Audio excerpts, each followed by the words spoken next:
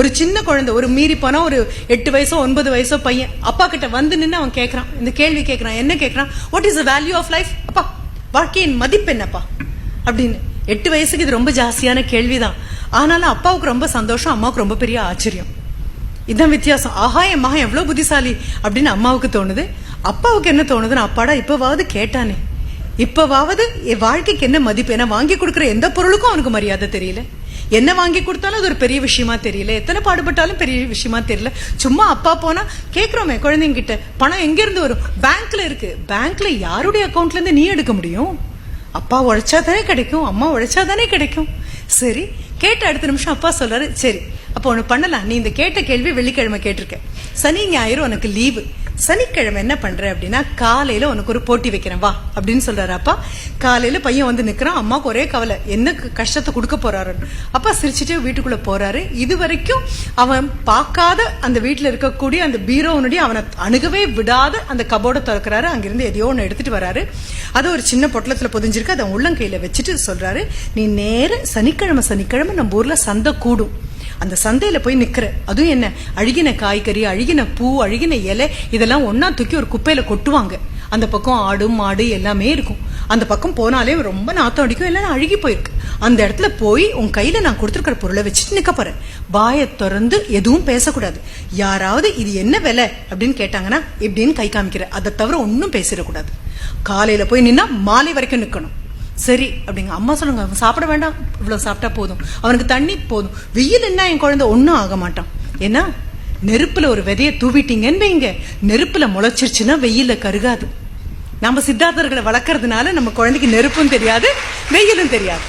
இப்போ அப்பா ரொம்ப தைரியமா அனுப்புறாரு. உண்மையா புரிஞ்சுக்கோங்க, ஒரு வீட்டுல ஒரு தகப்பனுடைய ரோல் இருக்கு இல்லையா, தாயினுடைய அன்பு எல்லாருக்கும் தெரியும். ஆனா தகப்பனுடைய பெருங்கருணை என்ன தெரியுமா? அந்த சீற்றம் தான், இந்த கோபம் தான். எப்ப போற எங்க அப்பாவுக்கு கோபம், உங்க அப்பாவுடைய கோபம் தான் அவருடைய அன்பின் வெளிப்பாடு. சும்மா இருக்கிற அவருக்கு கோபமே வரல. உன்னுடைய பொறுப்பின்மையை பார்க்கும்போது ஒரு சீறி கோபம் வரலன்னா அவர் எப்படி உன் தகப்பனா இருக்க முடியும்?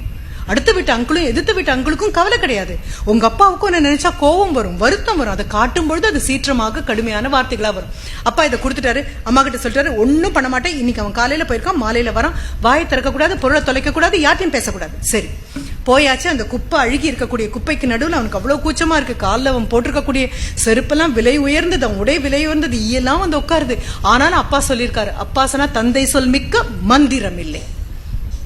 அப்பா ஆண்டு அனுபவிச்சு வாழ்ந்த வாழ்க்கையில அப்பா சொல்றத மிஞ்சி ஒரு வார்த்தை கிடையாது. போய் நின்னாச்சு, இப்படி கையில வச்சிட்டு இருக்கான். பாக்குறவங்க எல்லாம் பாக்குறாங்க, ஏதோ கண்ணாடி மாதிரி இருக்குது உருண்டையா, அவ்வளவுதான். எங்க இருந்தோ ஒரு கோலி குண்டு மாதிரி ஒண்ணு தூக்கிட்டு வந்து நிக்கிறான். என்ன என்ன கையில வச்சிருக்க, என்ன விலை அப்படின்னு யாரோ கேக்குறாங்க. பாருப்பா, இத்தனோடு ஒண்ணும் போறாத ஒரு கூழாங்கல்லுக்கு 20 ரூபாய் கேக்குறான். இந்த பிள்ளைங்க எல்லாம் பழைக்கிற மாதிரி ஆயிடுச்சு. இப்போ கையில எதையோ தூக்கிட்டு வர வேண்டியது, வந்து நின்று 20 ரூபாயா, 20 ரூபாய்க்கெல்லாம் கிடைக்காது, 20 எல்லாம் கொடுக்க முடியாதுன்னு சொல்லிட்டு போறாங்க. ஒருத்தரும் வாங்கல. குழந்தை ஓடி வந்துட்டான். மாலையில வீட்டுக்கு வரான். வந்த உடனே அம்மாவுக்கு இவனுக்கு சாப்பாடு கொடுக்கணும். ஐயோ என் குழந்தை கருத்துட்டானே, இதே அம்மாவுடைய கவலையா இருக்கு. அப்பா கூப்பிட்டு உட்கார வச்சு, இத்தனை நேரம் பேசல, இப்ப பேசு, என்ன பா எப்படின்னு காமிச்சேன். என்னடா சொன்னாங்க? 20ன்னு சொன்னாங்கப்பா. 20 ரூபாயா, இதுவே ஜாஸ்தி. நிறைய பேர் திட்டினாங்க, கிண்டல் பண்ணாங்க, யாரும் வாங்கலப்பா. சரி குடு. வாங்கிட்டாரு, கொண்டு போய் வச்சாச்சு. இனி போய் கை கால் முகம் கழுகிட்டு உங்க அம்மா சாப்பாடு கொடுப்பாங்க, சாப்பிடு. சரி, குழந்தைக்கு நல்லாவே பசிச்சுது. ஏன்னா ஸ்நாக்ஸ் எல்லாம் ஒன்றும் கிடைக்கலையா. அமைதியா தட்டில் போட்ட சோறு ஒரு பருக்கை இல்லாம ஒழுங்கா சாப்பிட்டான். அப்பாடா. இது இன்னொரு விஷயம், அப்பா அம்மாக்கு சும்மா கொடுத்து ஸ்நாக்ஸை கொடு, அதை கொடு, இதை கொடுன்னு திகட்டுற அளவுக்கு திதிப்பை கொடுத்தீங்கன்னா குழந்தைக்கு திதிப்புனா என்னன்னே தெரியாம போயிடுச்சு, பசினா என்னன்னே தெரியாம போயிடுச்சு. பசிச்சு வந்தா தான் அதனுடைய ருசி தெரியும். சரி அப்பா, வாழ்க்கையுடைய மதிப்பு, வேல்யூ என்னப்பா? இன்னும் ஆகல, கேள்வி ரொம்ப பெருசு, ஒரு வாரத்துக்குள்ள பதில் கிடைக்காது, அமைதியாரு. அடுத்த சனிக்கிழமை குழந்தைக்கு ரொம்ப சுவாரஸ்யமா இருக்கு. இப்போ அப்ப அங்கேயே போலாமா? அங்க இல்ல போக போற, இப்ப நீ போக போற இடம் வேறடா. சரி, எங்கப்பா போனோம்? நம்ம ஊர்ல சனிக்கிழமை மியூசியம் திறந்திருக்கும், சனி ஞாயிறு மியூசியம் திறந்திருக்கும். பக்கத்து ஊர் அடுத்த ஊர் எல்லாத்துல இருந்து ஆட்கள் வருவாங்க, எல்லாரும் வருவாங்க. நீ அங்க போய் இதை வச்சுட்டு நிக்க போற. ஆனா மறுபடியும் நோ டாக்கிங், ஜஸ்ட் யாராவது கேட்டா யூ வில் டூ திஸ். சரி, அங்க போய் நிக்கிறான். தாண்டி போறதுல 2-3 பேர் இந்த பையன்கிட்ட வராங்க, நிமிர்றாங்க. இவன் கையில இருந்து அந்த பொருளை பாக்குறாங்க. பார்த்துட்டு என்ன விலை அப்படின்னு சொன்னா, 2000-ஆ? இருக்கும், 2000 இருக்கும் தான் தோணுது. It looks like something precious. என்னன்னு தெரியல. ஆனா சின்ன குழந்தை உங்க கையில இதெல்லாம் ரொம்ப விலை மதிப்பா இதெல்லாம் கொடுப்பாங்களா? ஆனா அழகா தான் இருக்கு. 2000 சரி அப்படின்ட்டு போயிடுறாங்க. யாரும் வாங்கல. மாலையில வீட்டுக்கு வரான். வந்த உடனே அம்மா மறுபடியும் அம்மாவாவே இருக்காங்க. அப்பா மறுபடியும் கேக்குறாங்க. இப்படின்னு சொன்னேன்ப்பா. என்னது 2000 சொன்னாங்கப்பா. அப்பா அவங்க போன வாரம் 20. போன வாரம் நீ நின்ன இடம் அது. சரி, இது 2000. சரி, முடிஞ்சது. அப்ப வாழ்க்கையின் மதிப்பு என்ன? கேள்வி ரொம்ப பெரிது. வாழ்க்கை ரொம்ப பெருசு. உனக்கு 8 வயசு தானே ஆச்சு. அடுத்த வாரம் கூட பொறுத்துக்கோ, தெரியும். அடுத்த வாரம் மறுபடியும் கையில கொடுத்துட்டு அப்பா சொல்றாரு, நம்ம ஊர்ல மிகப்பெரிய ஒரு வைர வியாபாரியுடைய கடை இருக்கு. கடைக்கு அவருடைய ஊழியர்கள் எல்லாம் 9 மணினா 9:10 தான் வருவாங்க. ஆனா இவர் 8:30 போயிடுவாரு. அதனாலதான் இவர் முதலாளியா இருக்காரு. அதனால காலதாமதம் இல்லாமல், ஏன்னா அவருக்கு தெரியும் அந்த நேரம் ஏதாவது ஒரு கஸ்டமர் வந்து திரும்பி போனா அந்த வழி அவருக்கு தெரியும். ஊழியர்கள் மாத சம்பளம் தானே, முதல் போட்ட நபர் இவர் தானே. அதனால அவர் வருவாரு. நீ 8:30 போய் நில்லு. அங்க போய் நின்று அவர்கிட்டயும் ஒன்னும் சொல்ல போறது இல்ல. ஆனா கேட்டா இப்படின்னு சொல்ல போறேன். ஓகே, அவ்வளவுதான். பையனுக்கு ரொம்ப சுவாரஸ்யம். போய் நிக்கிறான். ஒரு பெரிய கப்பல் மாதிரி ஒரு கார் வருது. அதுல இருந்து அந்த முதலாளி இறங்குறாரு. இறங்கி வந்து இவனை பாக்குறாரு. பார்த்துட்டு இப்படி என்ன கடைவாசல்ல ஒரு குழந்தை நிக்கிறான். அவருடைய டிரைவர் வந்து கடையை திறந்து விடுறாரு. இவர் உள்ள வரும்பொழுது இவன் கையில இருக்கிற பொருளை பாக்குறாரு. பார்த்துட்டு வாப்பா உள்ள அப்படின்னு சொல்றாரு. வந்து அவர் உட்கார்ந்து இருக்கக்கூடிய அவருடைய அறை, அந்த சேம்பர் அவ்வளவு அழகா இருக்கு. முன்னால் இருக்கக்கூடிய குஷன் சேர்ல உட்காருப்பா அப்படின்னு சொல்றாரு. இந்த குழந்தை யாரும் இப்படி சொன்னது கூட கிடையாது.